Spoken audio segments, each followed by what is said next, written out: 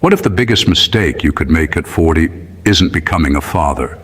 What if it's waiting until you're 50, 55, or even 60, only to realize you wanted to experience fatherhood all along? At 40, you might hear people say, "You're too old." But is that actually true? Or is 40 simply a different starting point? Becoming a father at 40 is becoming increasingly common. By this age, many men are more financially stable, emotionally mature, and confident about the kind of father they want to be. But there are also real questions. Will you have enough energy? What about fertility? Will you still be healthy when your child becomes a teenager? And perhaps the biggest question of all, will you regret waiting or regret never becoming a father at all? First, let's make something clear. There is no universal age at which a man suddenly becomes too old to be a father. Men can remain fertile well beyond 40. However, male fertility can decline gradually with age. Sperm quality can also change, and some pregnancy risks may increase as paternal age rises. So 40 doesn't mean fatherhood is impossible. It means you should approach it with realistic expectations. There can be serious advantages to becoming a father later in life.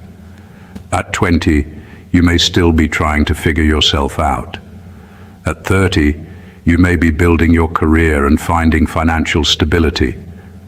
But by 40, you may have learned what actually matters. You may have more patience, more life experience, more financial security, and a clearer understanding of the responsibility that comes with raising a child. You may not be the youngest father in the room, but you could be one of the most prepared. There is another side. A child doesn't stay a baby forever. At 40, you could have a newborn today, and a teenager when you're approaching your mid-50s. When your child is 20, you could be around 60. That doesn't automatically make you a bad father, but it does mean your health and lifestyle become even more important. Fatherhood isn't just about being there for the first few years.